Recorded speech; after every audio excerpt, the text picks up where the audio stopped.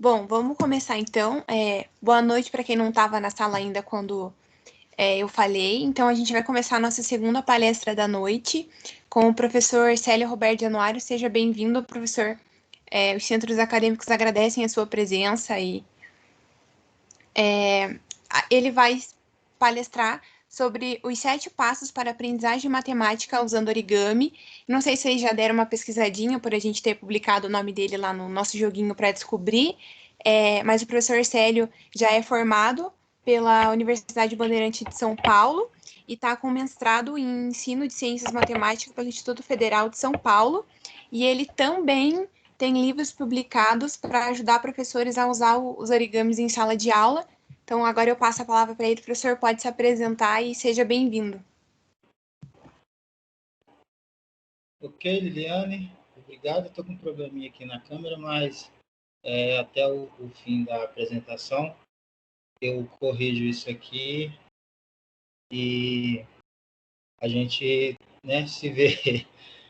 Mas já arrumo aqui. Durante a apresentação eu consigo consertar a câmera. Vocês me ouvem bem? Perfeitamente, professor. Então, beleza. Olá, boa noite a todos e todas presentes.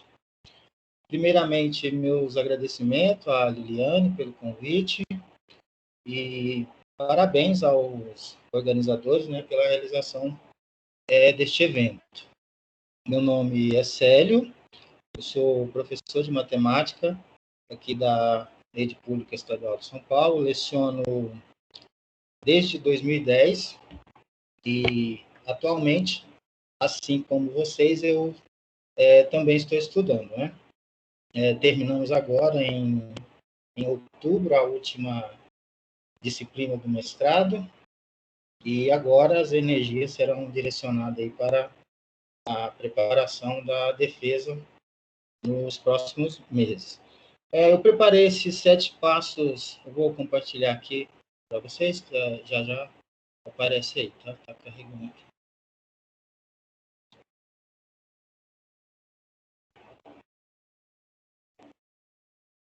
Já vai. Eu preparei esses 7 passos por acreditar, com base nos resultados obtidos, na experiência e pelo desenvolvimento da nossa pesquisa de mestrado, que um passo a passo bem fundamentado é capaz de gerar entusiasmo e, consequentemente, aprendizagem matemática. Deixa eu... aqui. Professor, deixa eu falar antes do senhor começar. É que ontem, eu comentei que a gente teria o campeonato de fotos, então a partir de agora já está valendo. Lembrando que pode usar um origami, pode aparecer só você, mas a gente pede para que apareça a tela do computador com a palestra do professor, ou posta no Insta e marca o CA de matemática ou de física, ou os dois, ou manda para quem cuida dos Instas para que a gente poste com o seu nome para quem não tem rede social, tá? Boa sorte para todo mundo. Agora pode continuar, professor. Tudo bem. Assim, a gente, antes de irmos para o primeiro passo, eu preciso contar rapidamente com 2 fotos a minha história com as dobraduras. Foi na Semana da Educação, em 2008, no segundo ano da licenciatura, que eu conheci esse mundo de possibilidades infinitas, que é o origami. Graças ao professor e hoje meu amigo Isaías Nery, de camiseta branca no centro da foto, o idealizador dessa oficina aí na Semana da Matemática. Algo parecido com o que está acontecendo agora, que vocês estão realizando.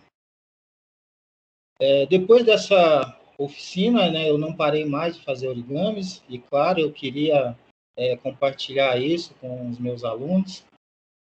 Inicialmente foi apenas algo muito bonito, divertido e até desafiador, porém poderia ser muito mais, E por isso eu precisava de encontrar suporte teórico para desenvolver melhor essa ideia de usar o origami como estratégia de ensino. E isso nos leva ao primeiro passo, que é a justificativa, Precisamos fundamentar nosso trabalho com documentos oficiais, seja a LDB, a BNCC, a proposta curricular de cada estado, ou até mesmo o projeto político-pedagógico de cada escola, ou a combinação, né, de todos ou de algum desses documentos. Enfim, o primeiro passo para iniciar um projeto, uma eletiva, ou até mesmo uma aula envolvendo origami como objeto central de aprendizagem, é justificar o alinhamento com os documentos oficiais. E para a nossa justificativa, eu trouxe as 10 competências da BNCC, né, nossa Base Nacional Comum Curricular. Esse alinhamento, além de enriquecer a aula, ou o seu projeto, ou a sua eletiva, ele vai evitar, né, alguns confrontos desnecessários, né, principalmente com pessoas que desconhecem o que você está propondo. Eu conheço uma professora que teve, antes de falar das 10 competências, eu conheço uma professora que teve problemas com a coordenação por essa justificativa, né? Não pela falta de justificativa da professora, pelo contrário, a coordenação que não leu a proposta dela e falou que não devia e desconhecia. Imagina sem uma justificativa.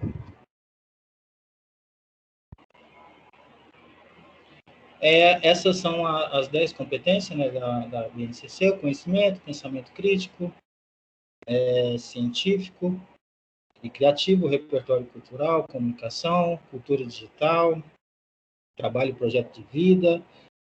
Inclusive, o projeto de vida aqui em São Paulo é uma disciplina eletiva. Argumentação, autoconhecimento e autocuidado, empatia e cooperação, responsabilidade e cidadania. Né? E veja só como essas competências, né, estão todas alinhadas com o origami. Né? O origami é uma arte milenar japonesa que evolui ao longo dos séculos, né, conectando povos com uma linguagem universal. O origami também desperta o pensamento crítico, científico e criativo. Nesse sentido, vemos um salto na arte do origami, né, com o surgimento dos axiomas de Usita Hattori, assim como a geometria plana, né, tem seus fundamentos nos axiomas de Euclides, né, o origami tem sua base sólida os axiomas de Usita Hattori também. Né? O origami é uma manifestação artística, né, que pode ser cultivada por qualquer pessoa, né, e para isso só precisa de uma folha de papel. O origami é uma linguagem visual, matemática e científica. É um meio repleto para argumentações matemáticas, né? Por exemplo, vários teoremas podem ser demonstrados com origami. Origami é terapia, inclusive já utilizada em hospitais. Né? A construção em módulos trabalha a coordenação motora. Né? Pode ser desenvolvido em grupo, né? Gerando a colaboração e a empatia, permite a flexibilidade, a resiliência, né? E quando orientado para a colaboração, gera responsabilidade social e compromisso com o próximo. Portanto, né, evite problemas desnecessários, né, e justifique seu trabalho com os documentos oficiais, seja a BNCC, a proposta curricular, ou algum outro documento oficial. Né? Assim, não resta dúvidas que esse trabalho será significativo. E o segundo passo é uma história, né? Você precisa de uma história para fundamentar esse objeto. História, como eu falei, é o nosso segundo passo, né? Mas não é qualquer história, né? Essa história precisa de 3 elementos essenciais. É preciso estar alinhado com o tema, precisa fazer os alunos refletirem e que ensine algo para os alunos. E a história que eu quero compartilhar com vocês, né, tem origem nas ruínas da Segunda Guerra Mundial, que é a história de Sadako Sasaki, essa menina da foto. É uma história emocionante de superação e resiliência, né, que todos deveriam conhecer. Eu não vou contar a história toda, isso levaria muito tempo e não temos todo esse tempo disponível. Contudo, eu vou resumir em algumas frases essa linda história.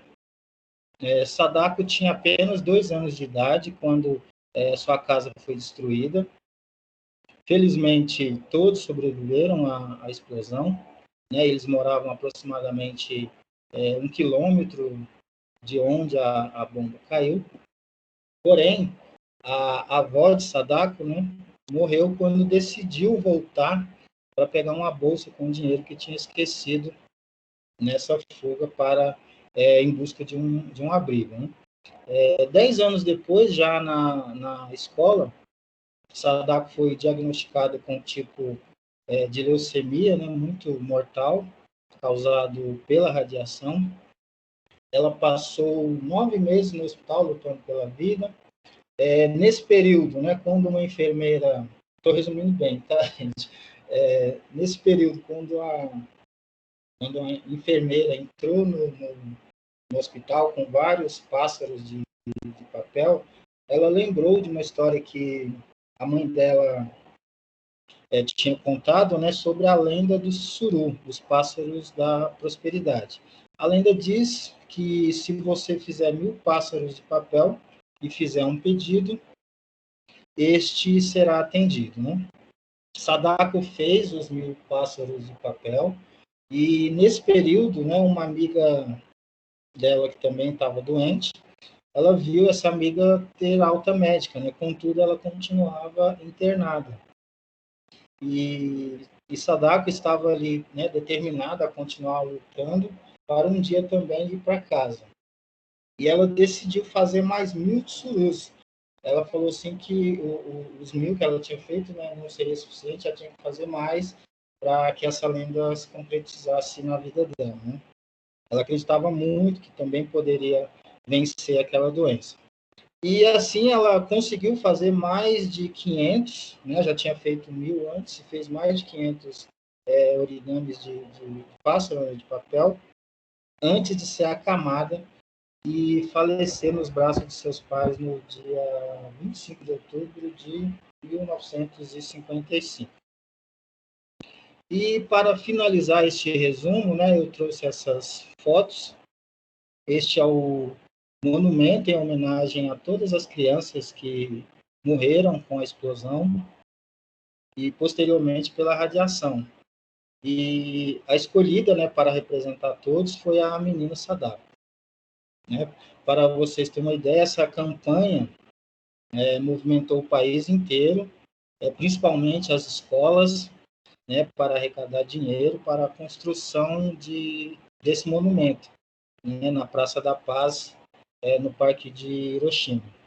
Essa campanha teve nos seus primeiros meses um total de $400 arrecadado e terminou, né, com $400 mil arrecadados, algo até impensável, né, para o mais otimista aí que deu início a essa campanha. Concluindo, né, até hoje milhares de visitantes do mundo inteiro visitam o local e deixam pássaros de papel em homenagem às crianças e pela paz no mundo. Né? Só recapitulando os 3 elementos dessa história, né, ela é muito alinhada ao tema, é uma reflexão para todos e tem muito a nos ensinar. E você vai encontrar, né, mais detalhes nesses livros. Tem essa versão em inglês, que foi o original, e tem essa versão também em espanhol. Né? A história da escrita desse livro já é muito interessante. Né? Um filho, lá nos Estados Unidos, perguntou para o pai dele se ele conhecia a história da menina Sadako, e a partir daí eles viajaram para o Japão e surgiu o livro em inglês. Né? E essa versão em espanhol, lançada agora em outubro, né? Que foi a que eu comprei aí, porque é mais fácil a compreensão. E o nosso terceiro passo são as habilidades cognitivas. Quais habilidades cognitivas poderão ser desenvolvidas, né, com o origami? Né? A percepção espacial, coordenação motora, a construção em módulos, relacionar o concreto com o abstrato, a exploração visual. Essas habilidades, né, são facilmente comprovadas quando aplicadas em sala. Uma vez, né, para ilustrar, uma vez eu estava em uma turma de segundo ano falando de prisma e antiprisma, e uma aluna me perguntou: professor, qual a diferença de prisma e antiprisma, né? Um contra o outro, essas coisas de alunos, né? E eu estava com esses dois objetos em mãos, né? Mostrei para ela um prisma de base hexagonal e um antiprisma de base quadrada. E a percepção foi imediata, né? Ela viu que um tem suas bases ligadas por retângulos e o outro por triângulos, né? Na foto aí tem dois prismas ligados por retângulo, né, aqui na esquerda, e esse antiprisma do lado direito e na foto da direita também. E aqui outro exemplo de prisma, né, esse de base triangular, aqui do lado esquerdo, né, e para finalizar essa parte, essa percepção espacial, né, essa exploração visual, o toque no objeto, não seria possível com um desenho na lousa, né, ou observando uma foto de um livro, né? E isso nos leva ao quarto passo, que é a contextualização, né? O origami tem contextualizações relevantes, né? Sim, tem, e em diversas áreas, né? O origami é muito rico em contextualizações. A gente vai encontrar contextualizações na engenharia, na indústria aeroespacial, na medicina, na moda até, na arquitetura, enfim. As possibilidades são muitas.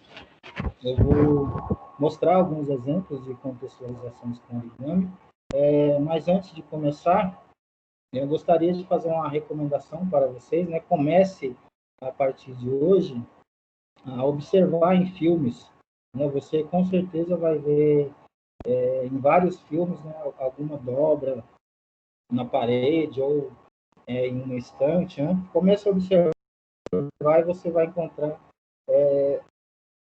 as dobraduras em vários filmes. Aqui, né, para comprovar, eu trouxe essa imagem de duas séries que com origami, né? Prison Break e La Casa de Papel. Prison Break fantástica, onde o protagonista, né, o Michael Scofield, ele utiliza sempre do origami para enviar mensagens codificadas. E o curioso é que os origamis, né, não começam com o Michael Scofield, né, apesar dele ele sempre está lá usando os origamis e tal, mas não começa com ele, começa com o irmão dele, né, o Lincoln. Né, tem uma cena muito bacana entre esses dois irmãos, que eu até trouxe para vocês aqui, né, o Michael, esse aqui da foto na esquerda, dizendo para o irmão dele. Depois que a mamãe morreu, quando ficamos sozinhos, eu tinha dificuldade para dormir. Eu nunca sabia onde vocês estavam, mas acordava de manhã, eu tinha aquele pássaro de papel no lado da minha cama. Eu não entendi o que queria dizer da gente se cuidar. Talvez seja a minha vez de cuidar de você.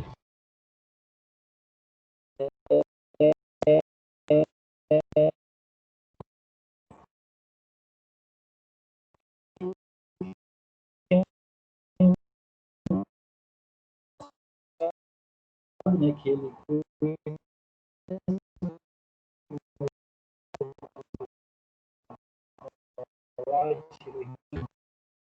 mandam tudo lá, né, inclusive nos origamis. E vamos falar aqui, continuando com as contextualizações, né, na engenharia aeroespacial.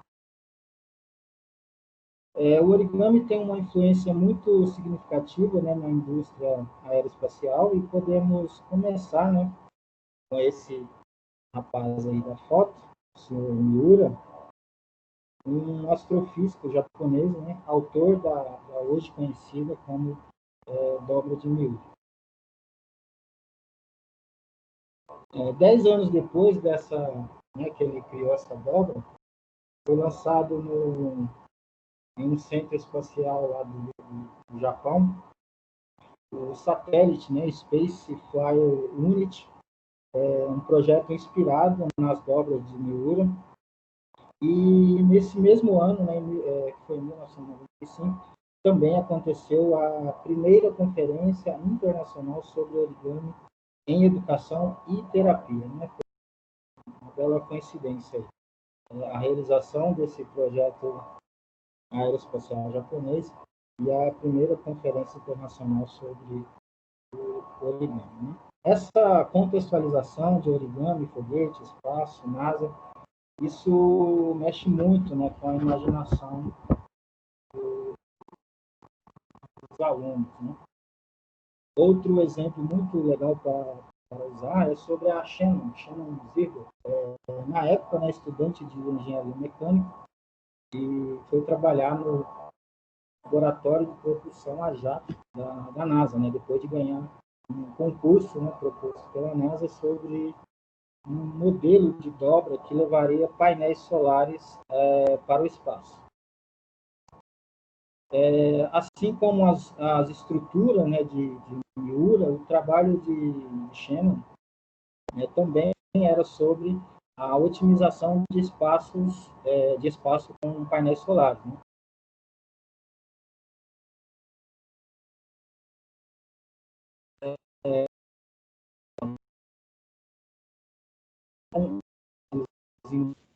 Professor, eu acho que a tua roda. internet travou e daí eles não Quando eu conseguiram escutar. falei da Shannon Zirger, sala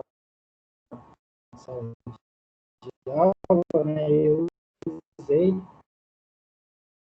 Oi.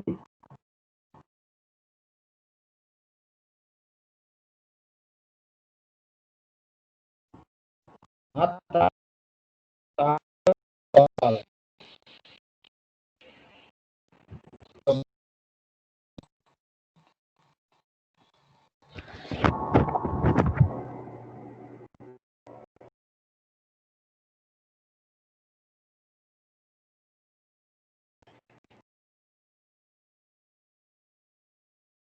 Meu bem, a porta fechada travou.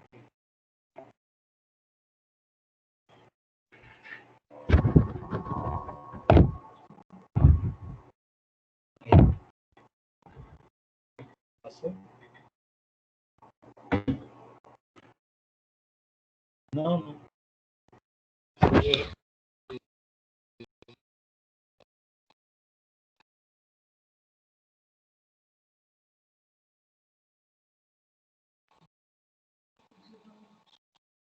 Oi, professor, tá ouvindo a gente?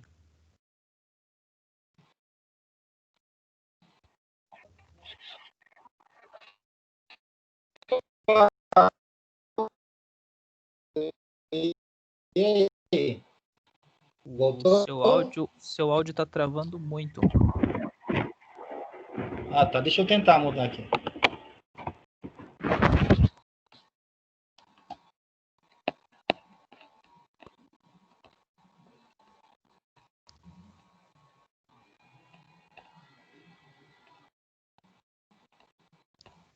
Eu vou tentar mudar aqui o microfone, tá?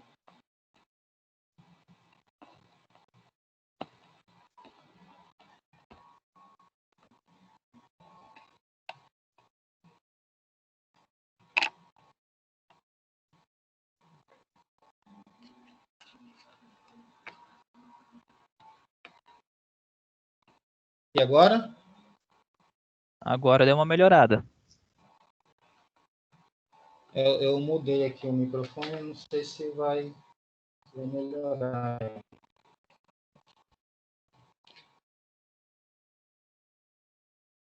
Estava tentando colocar, mas não estou conseguindo aqui. Né? Teria que fechar tudo aqui.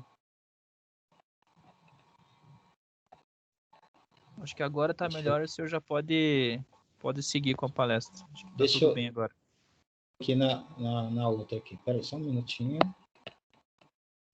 Áudio.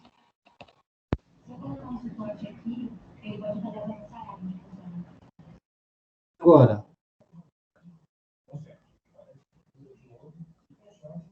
Parece que tá normal, professor, agora. Tudo bem? Podemos continuar? Podemos, agora podemos. Tá, deixa eu voltar aqui. Só verifica para mim se a tela apareceu para vocês, onde eu parei.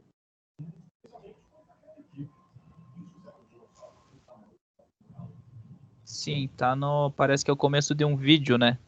Isso, slide 24? Isso, exatamente. Tá, tudo bem. Então, podemos continuar, né? Então, deixa eu ver se esse vídeo vai rodar.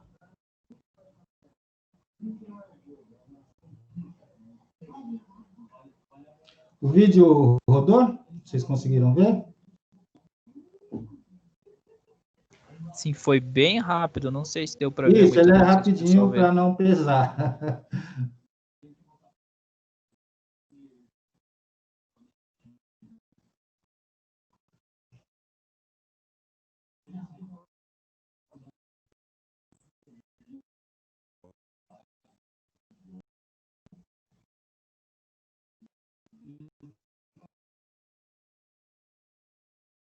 Que ela ganhou para entrar na NASA, né? Na medicina, temos também exemplos de aplicação dessa técnica de dobrar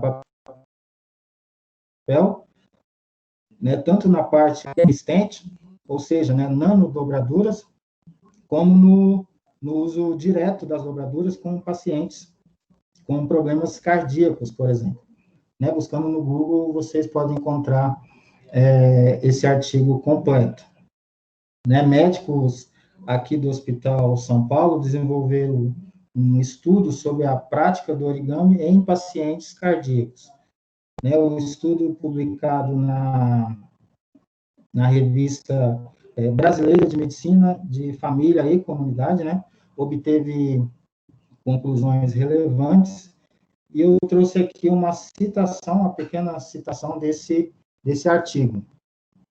Né, consideramos que o trabalho como o origami é um recurso que pode auxiliar o paciente a elaborar o processo de adoecimento, este recurso lúdico também criou um espaço de integração entre o paciente e a equipe e os familiares e o ambiente hospitalar, favorecendo a humanização do cuidado na área da saúde, né?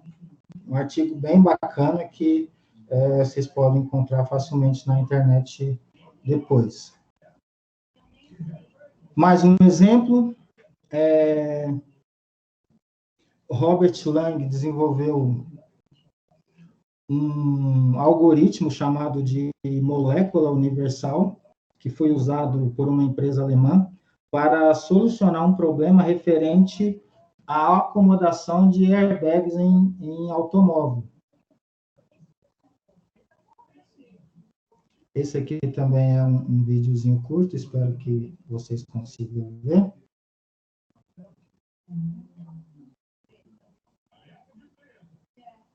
Robert Lang é uma referência mundial, né, quando o assunto é sobre as aplicações do origami. As contribuições dele são imensas e vale a pena conferir a sua palestra no TED.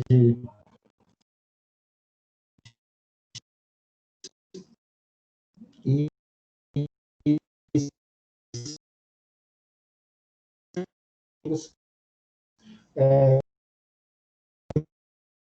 no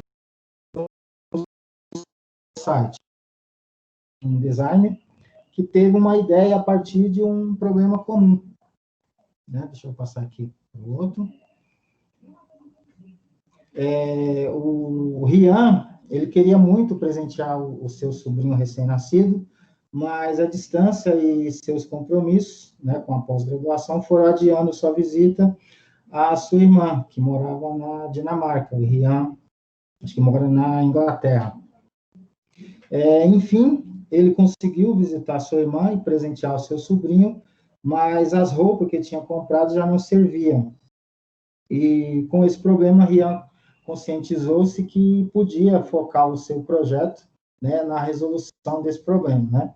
Como consequência de seus estudos, o Rian venceu um prêmio chamado Prêmio Dyson de Design e criou uma marca, né, chamada Petit Ply, de roupa infantil. As peças criadas com materiais recicláveis, né, vão se ajustando no corpo da criança enquanto ela cresce. E na foto a gente vê por mês, né, como que essa calça vai se adaptando ao tamanho da criança. O princípio usado por Rian é o mesmo que Miura, né, usou e criou em 95, né, na realização do projeto da Spacefly Unit, né? Um usou a dobra para painéis solares e o outro para dobrar roupas, né? O legal disso é que podemos dizer para o aluno, né? Como você pretende utilizar o origami no seu negócio, no seu trabalho, né? Você pode encontrar um jeito, né, não só do origami, mas da matemática em si, para melhorar os seus resultados. Mais um exemplo, né, no setor alimentício, esse setor também aproveita do origami para decorar seus pratos e, principalmente, aumentar suas vendas, né? Quando o cliente vê uma decoração dessa, a percepção sobre o lugar e até sobre o prato muda, né? Porque no inconsciente, né, o cliente diz, né, se essa decoração é assim, né, o prato não tem como ser ruim. Junto com isso vem a admiração, né, o respeito por ter pessoas muito dedicadas, né, pensando aí em detalhes para agradar o cliente. Essa foto do lado direito, né, explicando como fazer essas dobras, eu retirei de um site de decoração, né, chamado esposasonline.com.br. Ou seja, as pessoas utilizam da arte do origami para melhorar suas apresentações e, consequentemente, suas vendas, né? Perspectiva, exploração visual, etc. E aqui, né, esses momentos festivos, né, por que pessoas, né, fazem centenas, milhares de tsurus para a decoração, né? Pela história, pela emoção que essa história traz, né? Histórias nos movem, né? Tá aí os filmes para comprovar, né? Até ontem, né, teve uma apresentação que eu consegui assistir sobre filmes, né? A gravidade lá no planeta do Superman, o poder dele, etc. Né? Tudo isso são histórias, né? Nós fomos programados, né, para ouvir uma boa história. E pelos mesmos motivos, né, as pessoas fazem tatuagem, né? Cada pessoa dessa tem a sua própria história, né, desse pássaro de papel chamado tsuru.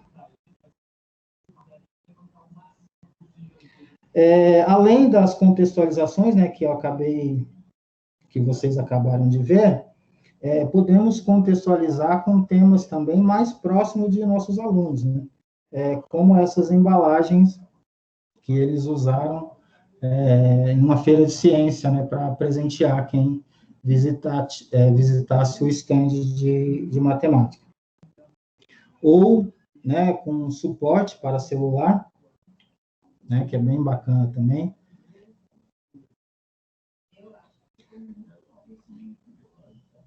Ou com esse prisma, né, que virou embalagem aí para colocar bis. Ou como essa do lado direito aí, essa decoração estava aqui em casa, né, tirei por causa dos gatos. E também, né, como esse porta-canetas, né.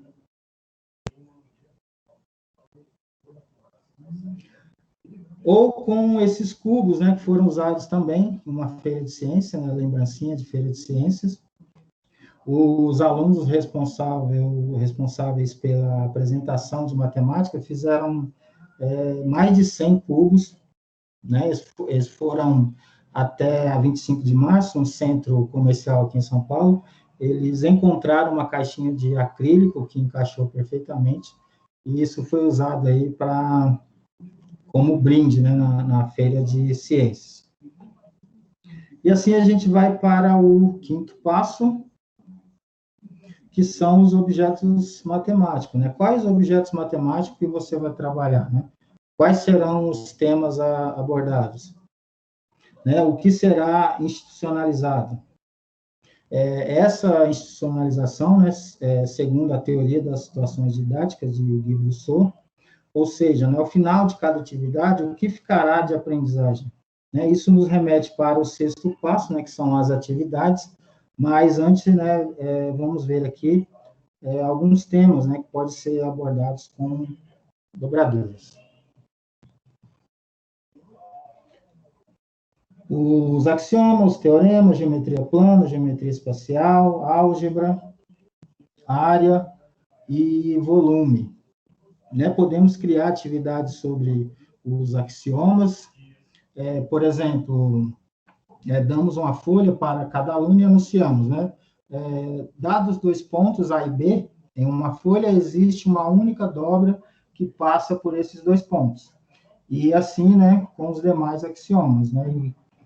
E cada aluno vai fazer essa dobra, né, uma única dobra passando por esses 2 pontos. Podemos provar teoremas usando uma folha quadrada ou retangular. Teorema de Pitágoras pode ser provado. Teorema dos ângulos internos de um triângulo. O teorema de Haga, que vamos ver aqui também. Só um minuto.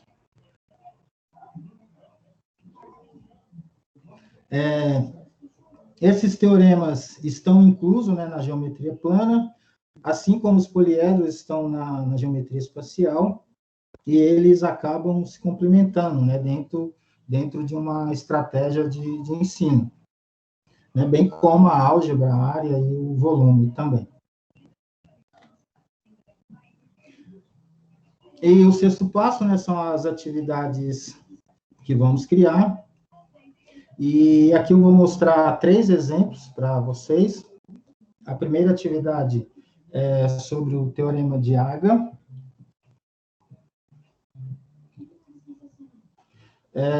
O retângulo ACDF, né, o enunciado dessa atividade, tem medidas de uma folha A4, né, 21 por 29,7. A linha pontilhada é uma dobra que faz coincidir o ponto F com o ponto F', formando 3 triângulos, né, o LCF', HDF' e NLA'. Ao criar a dobra NH, o ponto F' pode ficar em qualquer lugar sobre o segmento CD, né? Usando uma régua, ainda no enunciado, usando uma régua, recorte esses 3 triângulos. Em seguida, as questões vão levar o aluno, né, a pelo menos concluir que algo de interessante, né, está acontecendo, quando os resultados das divisões dão os mesmos valores, né?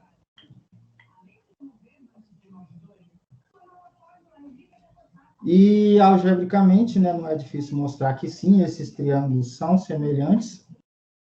Do lado esquerdo, né, uma prova algébrica bem tranquila, e do lado direito, os valores dos ângulos, né, medido no GeoGebra, né?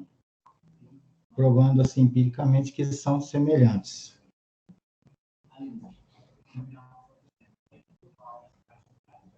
Essa atividade também é com uma folha A4, né? Essas são as primeiras dobras para formar um envelope, né? E em seguida perguntas orientadoras para que o aluno chegue a alguma conclusão. Deixa eu passar aqui. Essas dobras, né, também em uma folha A4, elas vão formar no final módulo para criar pirâmide, tetraedro, octaedro ou um outro sólido. Dessas dobras, eu retirei a figura central e criei algumas perguntas sobre ela, né? E um dos objetivos é que o aluno conclua respondendo às questões orientadoras que a área dessa figura será a metade de uma diagonal vezes a outra, né? Ou seja, a fórmula para cálculo de um paralelogramo. Né? Mas essa atividade ela pode se estender. Né? Por exemplo, a diagonal maior vezes a diagonal menor será o valor da área total de um tetraedro ou a área lateral de uma pirâmide feita com esses módulos. Né? Então, antes de você ter em mãos a pirâmide ou o tetraedro, você já sabe a área lateral dele só multiplicando uma diagonal pela outra. Né? Isso, quando a gente começa a dobrar e anotar algumas coisas, a gente percebe isso facilmente. Nessas 5 perguntas, não vai levar o aluno a essa conclusão, né? Isso será um pouco depois, mas é bem tranquilo de fazer também. E, por fim, né, as habilidades socioemocionais. Muitas habilidades socioemocionais, né, já poderão ser percebidas em temas anteriores, né, como na parte da história e nas justificativas, né, quando relacionamos o origami com as 10 competências da BNCC. E para mais habilidades e competências socioemocionais, com atividades de origami, né, eu quero convidar vocês para participar do 14º EPEM, o Encontro Paulista de Educação Matemática, né, nos dias 23 e 24 de outubro, porque lá eu vou apresentar um artigo, né, um recorte da nossa dissertação com esse título, né, Educação Socioemocional, Felicidade, Dobraduras e Matemática. Nessas 2 primeiras páginas do artigo, que também vai estar lá disponível. E aqui eu quero mostrar para vocês algumas fotos, né, desse trabalho, a parte mais visual, digamos assim, do desenvolvimento dessas etapas que vocês acabaram de ver. Né, o trabalho por trás dessas fotos, né, contém essas etapas mais a aplicação em sala de aula, né? O que mais externo nesse projeto, né, são a cooperação, a superação, a felicidade, né, quando o trabalho é finalizado, envolvimento com os pais, tudo isso aí fazendo parte também das habilidades socioemocionais. Essas ações e sentimentos, né, nos mostram indícios de que competência como habilidade de relacionamento e autoconhecimento podem sim surgir de um trabalho com origami. Nesse artigo que eu vou apresentar lá no EPEM, utilizamos 3 atividades, né, com alunos do 2º ano do ensino médio. Uma das atividades foi a do envelope, que vocês viram aqui, e o mais importante nessa atividade, né, foi o envolvimento dos pais, né? Recebemos relatos de pais e filhos dizendo como a matemática os aproximou, né? Foi algo muito gratificante para a gente, gerar diálogo entre pais e filhos sobre uma atividade matemática, né? Naturalmente, esse diálogo também contempla, né, aspectos das inteligências interpessoal e intrapessoal, que, por consequência, né, as competências da educação socioemocional, como o autoconhecimento e a consciência social. Essas são as últimas fotos dos últimos 3 ou 4 anos.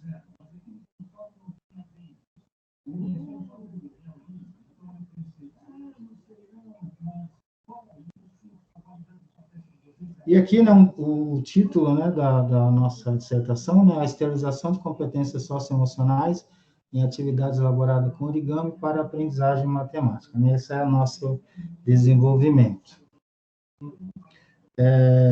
Na nossa dissertação, né, estamos trabalhando com 5 competências socioemocionais, segundo a CACEL 2017. Né? CACEL é uma sigla para colaboração, para aprendizagem acadêmica, social e emocional, né? Que são a autoconsciência, né? O autoconhecimento, autogerenciamento, a consciência social, habilidades de relacionamento e decisão responsável.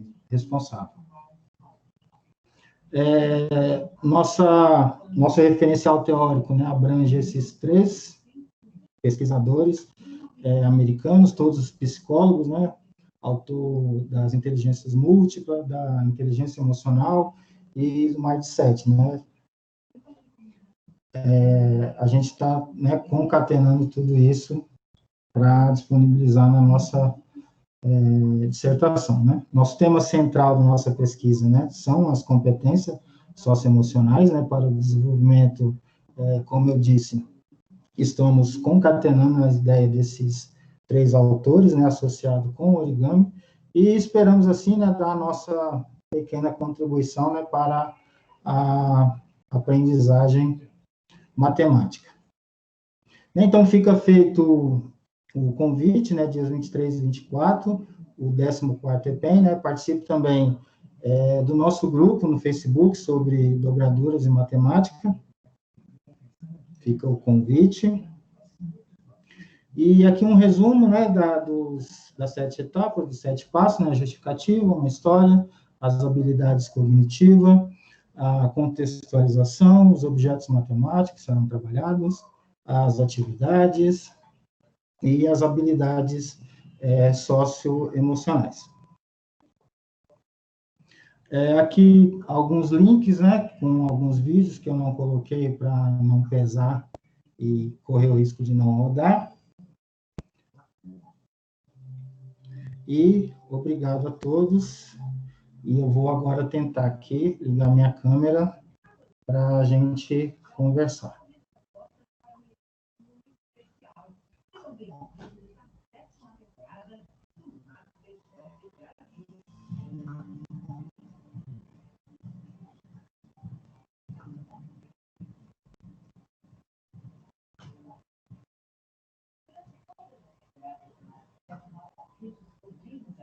Olá?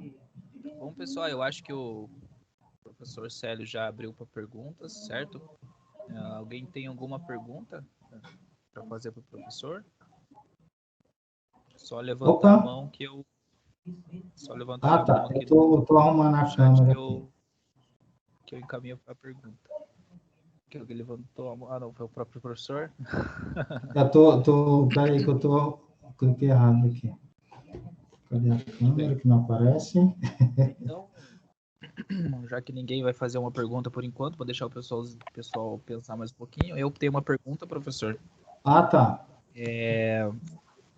O senhor mostrou ali, né, origamis de prismas, certo? Para a aprendizagem matemática, para ensinar matemática para o aluno, como posso formular essa pergunta direito?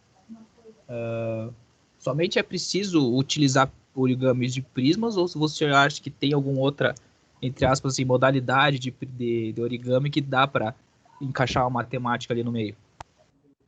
Não precisa. Desculpa que eu estou tentando ativar a câmera aqui e não está indo. Mas não precisa ser só esses poliedros, né? Pode ser outras coisas. Eu até tenho aqui algumas coisas para mostrar nessa câmera. fazer o favor de funcionar.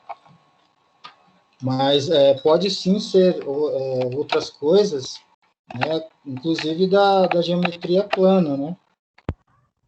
Por exemplo, a atividade que eu mostrei do envelope é totalmente plana, né? Você não vai criar módulos, né, para criar um objeto bidimensional. Ah, sim, entendi. Outra pergunta minha mesmo, não sei se o senhor tem, como eu posso dizer, estou tentando formular a pergunta na minha cabeça aqui para ver como eu posso falar para o Vamos lá, senhor. fala aí que ela sai. Como seria um método de construção de um novo origami, assim? Não sei se o senhor tem essa prática de criar origamis, mas como o senhor tem conhecimento, assim, como seria essa parte de criação, do processo de criação do origami? Olha, essa é uma área para bastante estudos, viu? E acho que você só chega a esse ponto, né, de criar, né, uma dobra sua, né, com muito estudo, e isso vai demorar um tempo, né? Eu venho estudando desde que eu vi na faculdade, mas nunca tive essas pretensões de criar o próprio origami, mas eu já descobri algumas coisinhas, né? Eu descobri, assim, pelo menos você imagina que você descobriu, né? Eu dobrando, criando, eu queria fazer 10 cubos diferentes, e, né, na internet eu procurava e não achava, né? Todos repetindo. E aí eu dobrei lá alguma coisa e deu um modelo diferente, né? Até hoje eu não achei ainda ninguém fazendo esse modelo, né? De dobra para esse cubo. Mas é um negócio bem trabalhoso e demorado para criar isso assim. Um especialista nessa área é o Robert Lang, né? Ele cria esses modelos. Ah, sim, bacana. Então, como o senhor desenvolveu um novo método de construir um cubo usando dobradura, então acho que o senhor cria um origami, então. Então, sobre isso, né? Quando eu estava na faculdade, eu achava que tinha criado uma fórmula para calcular a hora, dado aonde tivesse os ponteiros, né? E esse problema apareceu lá na faculdade, e, né, a gente lá riscando tal, e eu consegui uma formulazinha, né? E era tranquilo. Você colocava lá o valor do ângulo e você sabia a hora, ou você colocava a hora e sabia que ângulo que era, né? E só depois que eu concluí a faculdade e saí, eu descobri que aquilo já existia, entendeu? Então, né, pode acontecer de você ter esses momentos assim, de achar que criou alguma coisa, mas não, ela já estava lá, né? Bacana, beleza. Acho que tem mais alguém para fazer alguma pergunta? Professor, eu recebi algumas perguntas aqui, vou deixar para ver se vão falar, daí se não falarem eu vou falando todas. Tá. A primeira que a gente recebeu é para o professor falar um pouco mais sobre o seu livro, uma sinopse do livro. Ah, tá bom. E acredite, eu estou tentando aqui a câmera até agora, e todo lugar que eu encaixo a câmera não funciona, é incrível isso, viu? Então, o livro eu escrevi, né, finalzinho de 2016 e foi publicado em 2017.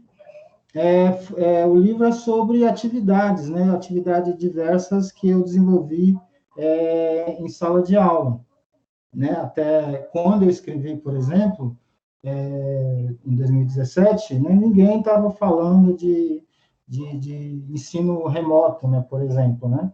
E lá eu trago um exemplo de prova online, como aplicar, por que uma prova online pode ser bacana e tudo. Então, são diversas atividades para séries diferentes que eu, né, juntei, selecionei e publiquei nesse livro.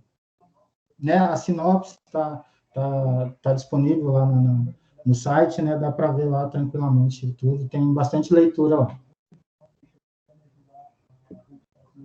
Bom, eu acho que o professor Mozart ergueu a mão, professor, pode falar. Tá ok, obrigado.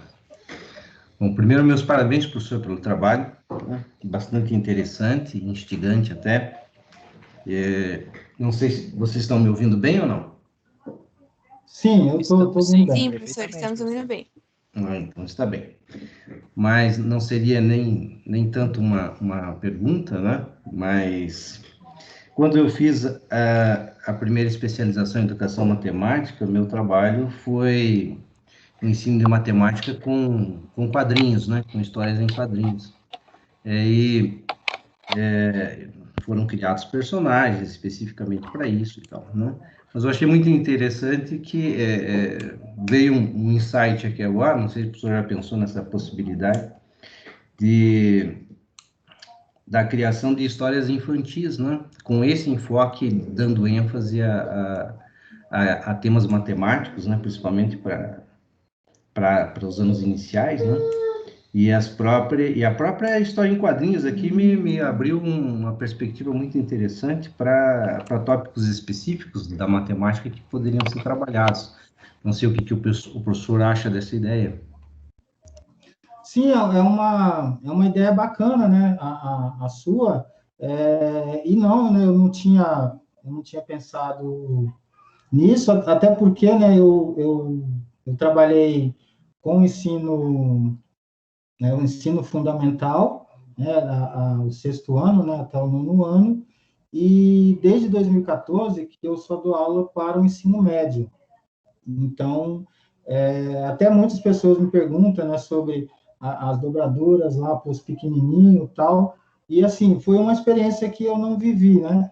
Então fica mais complicado você falar, mas não é que não seja possível, né? É muito possível, tem muitas dobras bacana para introduzir com alunos lá do ensino infantil, mas, no entanto, eu não trabalho com eles, né? Nunca trabalhei com os pequenininhos, né? Foram da quinta para cima, e desde 2014 com o ensino médio. Mas, sim, é uma ideia bacana e dá para fazer, sim, né? Só debruçar aí nos cadernos, nos livros, e dá sim, né? E obrigado pelo elogio aí, pela pergunta.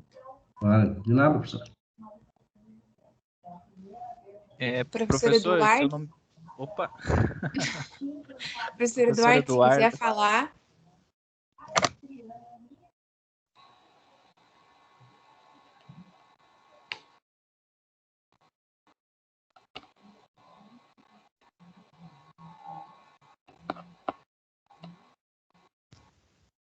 Oi, professor Eduardo, tá ouvindo a gente?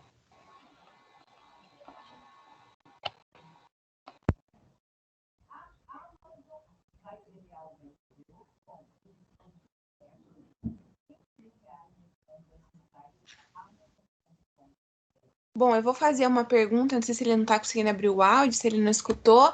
Aí eu vou fazer mais uma pergunta e depois o professor Eduardo fala. Ou ele conseguiu? Professor, está conseguindo falar ou não? Bom, eu vou perguntar então. A gente recebeu mais duas perguntas, aí eu vou fazer uma, depois a gente vê se o professor Eduardo consegue falar. Com sua experiência na produção de origamis, você acha que os alunos demoram muito para conseguir fazer um origami? Você acha que precisa reservar a aula inteira para fazer essa atividade? Ah, tá. Né? Assim, né? Resumindo, não, os alunos não vão demorar, não. O que precisa é de um acompanhamento, né? Você, se quiser levar esse projeto para a sala, você não pode simplesmente falar para o aluno, ó, por exemplo, um cubo. A gente vai fazer um cubo, tal, estudar as propriedades, certo? Então, a gente precisa de um cubo. Então, vocês vão fazer e vão na internet, procura e faz e traz. Não, vai dar errado, entendeu? Então, assim, a primeira coisa a fazer é deixar claro para o aluno o que você quer. Então, você vai explicar que ele precisa de papel tal, você vai falar que esse papel custa, né, que ele precisa falar para o pai dele, para os pais, que ele precisa comprar esse papel. Você vai dizer se pode fazer em grupo, se pode fazer sozinho, se pode um ajudar o outro. Você tem que deixar tudo muito claro antes de começar. E depois de iniciar, você tem que acompanhar. Então, por exemplo, você vai ter que primeiro fazer com os alunos, fazer junto, né? Você precisa mostrar para o aluno que você entende daquilo, né? Por exemplo, quando eu vou fazer algo assim, introduzir o origami, né? Dependendo da série, é claro. Então, a gente começa com a folha A4. E aí eu dou uma folha para cada um, né? Recorto como tem que recortar, se é quadrada ou, ou não, né? Se vai ficar retangular mesmo. E aí eu vou instruindo, falo, faça essa dobra. E aí todo mundo faz. Agora faz essa dobra. Todo mundo faz. E assim, ninguém sabe ainda o que vai acontecer. E aí no final, né, cada um tem um módulo em mãos. E ninguém sabe o que aquilo vai criar. E aí eu pego, né, pego aqueles que ficaram mais organizadinho, né, bem dobrado, e vou juntando. Né? Por exemplo, de um cubo vazado, são 12 módulos. Aí eu pego um, de outro, e junto. Né? E quando os alunos, né, vê que surgiu um cubo, né, daquilo, eles já ficam impressionados e já, imediatamente, o pessoal já quer fazer outro cubo, porque é uma sala com 30, 40 alunos, né? Com certeza vai dar mais de 2 cubos. E nesse mesmo processo, você já aproveita para ver aquilo que vai sair de errado. Porque mesmo você orientando, falando, agora dobra assim, vai ter aluno que vai fazer a peça ao contrário. E aí você tem que mostrar que aquela peça ao contrário não vai dar certo, né? Tem que ter cuidado, tem que dobrar em cima da mesa, e essas orientações, né? E assim você consegue, por exemplo, quando você fala, agora sim vocês vão fazer um cubo. Aí sim, o pessoal já sabe, você já mostrou como faz, eles viram você fazer, eles já montaram, né, em grupo, e assim fica bem mais fácil. Bom, acho que respondeu muito bem a pergunta. O professor Eduardo, acho que agora ele conseguiu abrir o áudio. Professor Eduardo, a palavra é toda sua. Olá, professor. Olá, boa noite. Muito obrigado pela palestra. Foi muito útil para a gente, bastante interessante. Eu gostaria de compartilhar com o professor. Nós estamos fazendo um trabalho com o Enem, e na questão 171 do ano passado, de matemática, do caderno amarelo, né, que a numeração varia de acordo com a cor, a gente pode observar a importância de, no trabalho com a matemática, a gente aprender a fazer dobraduras. Eu vou primeiro compartilhar só a questão. Deixa eu ver se eu consigo aqui. Vocês estão me ouvindo, né, pessoal? Sim. Tá. Sim, professor. Vou tentar aqui.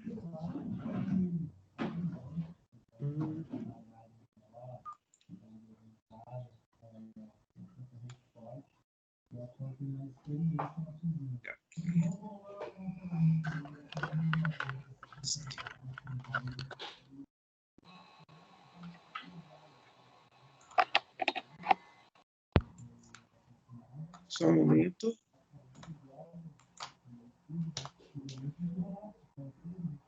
Está aparecendo? Não. A questão Sim. ainda não, mas... Apareceu na tela do computador. Vamos lá.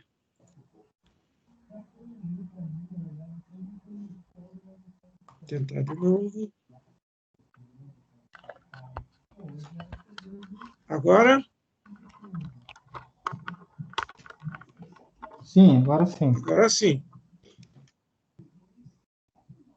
Então, vejam, essa questão 171, vocês estão vendo a questão, pessoal? Sim, Ó, Tudo certo. veja, construir figuras de diversos tipos, apenas dobrando e cortando papel, sem cola e sem tesoura, é a arte do origami, que tem um significado altamente simbólico no Japão. A base do origami é o conhecimento do mundo por base do tato. O jovem conseguiu construir um cisne usando a técnica do origami, utilizando uma folha de papel de 18 por 12. Assim começou a dobrar a folha conforme a figura. E aí, após essa primeira dobradura, a medida do segmento AE. Então, eu só queria destacar com essa questão, eu vou parar o compartilhamento, eu só queria destacar que em matemática é extremamente importante, porque os alunos relatam que, professor, que as pessoas que não fazem dobraduras nas aulas têm mais dificuldades com esse tipo de questão.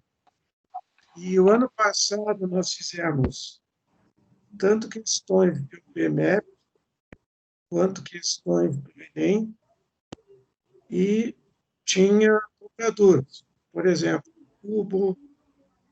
Então, essa habilidade de dobrar seria interessante que nós, professores de matemática, fizéssemos pelo menos algumas experiências, porque o simples fato de dobrar uma folha, ele é uma habilidade diferente, e muitas vezes, se o aluno não fez alguma coisa nesse sentido, ele não consegue. Então, nós temos um caso no PIB, do Colégio Polivalente, se tiver alguém aqui, né? A professora Djalmari fazia um trabalho com origami. Nós temos um paradidático da coleção Vivendo a Matemática, chamada Geometria das Dobraduras. Então, eu só queria ressaltar a importância do assunto que o professor trouxe para nós, mostrando aí que no Enem caiu essa questão e que muitas pessoas que aprendem só pelo livro, sem assim se dobrar aí dessa habilidade, ele acabou criando uma dificuldade para as pessoas. É só isso. Muito obrigado, professor. sim, boa colocação, né? Inclusive, né, essas questões, né, aparecem, né, com uma certa frequência, mas de alguma forma até um meio que vai dificultar, porque não é uma prática, né, de sala de aula, né? Em currículo nenhum fala sobre a utilização do origami assim como uma prática mais efetiva, e de vez em quando a gente acaba vendo essas questões e, né, o aluno, quando se depara com ela, não tem a menor ideia o que aconteceu, né, quando ele vê uma linha pontilhada, né, mas sim, elas estão aí, né, acabam aparecendo de vez em quando. E algumas, né, bem práticas, bem fáceis de entender, né, algumas relacionadas com alguns teoremas até. Né? Se você, dependendo da dobra, você olha e fala, caramba, isso é o teorema tal, então eu só preciso fazer isso e isso.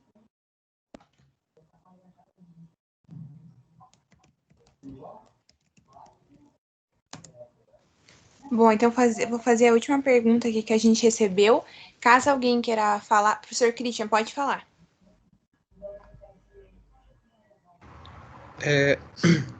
Estão me ouvindo, gente?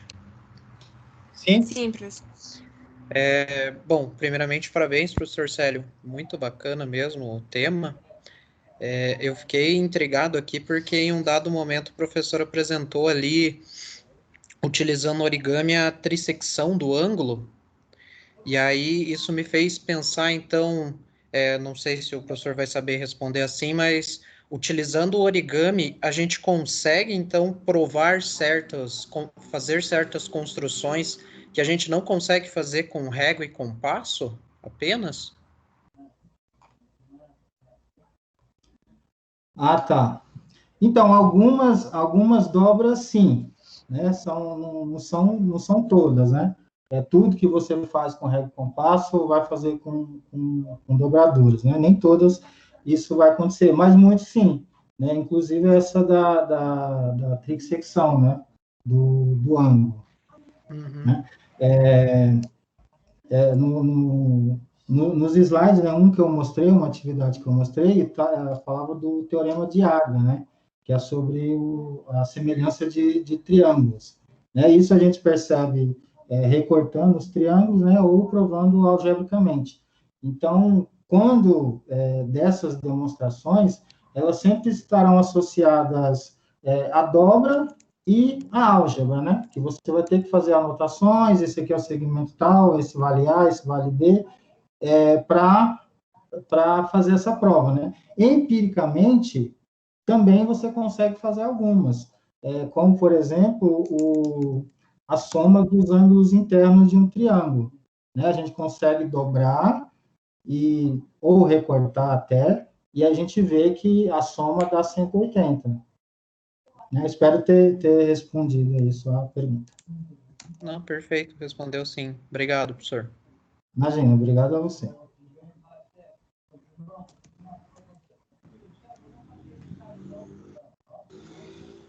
Eu queria elogiar ali o fundo do professor Christian, porque muito bom, professor. Eu vou fazer então a nossa última pergunta, caso alguém queira falar, daí. Nossa, o professor ficou aqui, ó, ficou finíssimo, hein? Na hora que eu vi aqui, eu já mandei no nosso grupo da semana acadêmica. Eu vou fazer a última pergunta, caso alguém queira falar, daí erga a mãozinha que eu dou a vez. Então, a nossa pergunta é assim, ó. No momento que estamos passando, como trabalhar com origami nas aulas remotas? Ah, sim, bem complicado, né? Mas é possível, né? É possível, sim. A forma que eu penso ser a mais específica para isso é você fazendo a dobradura, né? Você faz certinho ali o passo a passo, e aí você envia para o aluno. E, claro, do mesmo jeito daquela atenção que você vai dar em sala, você também tem que ficar disponível para essa atenção remota. Ou você pode também indicar vídeos, né? Mas primeiro, antes de você indicar o vídeo, você tem que assistir o vídeo e você tem que fazer o que está lá. Porque se você não faz isso, você não sabe as possíveis dificuldades que o aluno vai passar quando ele for fazer tal dobra. Então, primeiro, você tem que assistir, você tem que fazer, e depois, se possível, você grava você fazendo, aí sim você passa para os alunos. E eu acho que é possível, além dessa dobra de você mandar e eles fazerem, você pode também, né, criar perguntas, né? Depois de tal coisa, né? Por que aconteceu isso? Ou por que aconteceu aquilo? Como nas 3 atividades que eu mostrei, né? Cada atividade tem uma sequência de perguntas que vai levar o aluno a um determinado lugar. Então, eu creio que dá sim para fazer. Eu não fiz, né, nessa pandemia, eu não fiz nada de origami, né?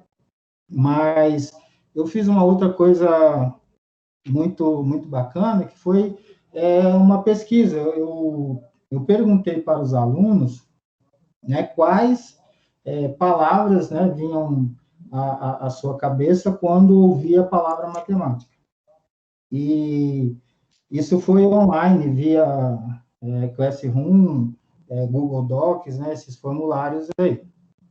E cada um tinha que escrever 10 palavras. E aí depois eu juntei isso numa nuvem de palavras, e as informações que eu tive, né, nem foram muito informações boas, né, foram informações preocupantes. Eu fiz isso com alunos do terceiro ano, e para a maioria deles, a matemática é as 4 operações, né, somar, equação, conta de mais, conta de menos, regra de 3. Então, eles veem a matemática apenas, né, com esses processos aí de resolver alguma coisa. E, em seguida, eu fiz uma outra pergunta, né, e aí que está mais preocupante ainda. Eu perguntei para eles quais sentimentos, né, vinham à mente quando ouvia a palavra matemática. E, assim, foi alunos do terceiro ano. Então, lá teve lá como destaque tristeza, raiva, decepção, angústia, essas e outras, né, palavras nesse sentido que foram mais observadas, né? E aí fica uma pergunta, né? Caramba, por que, né, tantos sentimentos negativos com a matemática? Né? Será que tem a ver com esse jeito que eles estão enxergando a matemática apenas como as 4 operações, apenas como equação, né? E aí entra, né, nós como professores, né, com meios de tentar mudar essa lógica, né? Eu até sugiro para vocês, né, professores que estão em sala, né, façam esse teste, né? Pergunte para eles, né, quais sentimentos vêm à sua cabeça quando você ouve a palavra matemática, né, para ver se isso, né, tende a ser uma manifestação geral, né, já que eu fiz só com o terceiro ano, então não posso afirmar nada, mas, assim, para 6 turmas, né, de terceiro ano, isso foi muito preocupante, né, e nos deixa aí com mais responsabilidade para elaborar nossas atividades, né. Eu sempre parto do princípio que meu aluno não quer aprender equação de segundo grau, por exemplo, né? Por quê que ele quer? Por que ele tem que querer saber de uma equação do segundo grau, né? Quais são os motivos que ele precisa saber disso? Então, partindo, né, desse princípio, né, você vai ter que se esforçar muito mais para fazer um aluno gostar, né, se entusiasmar com aquilo que você está passando, né? A partir daí, sim, pode ser que haja aprendizagem no futuro.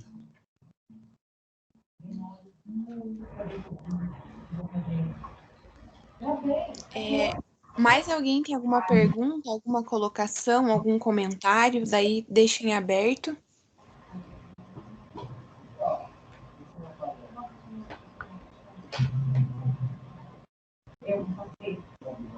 Bom, se ninguém tem, então, a gente encerra a nossa palestra. Agradeço ao professor Célio mais uma vez por ter aceitado o nosso convite, por ter vindo, por ter compartilhado conhecimento com a gente.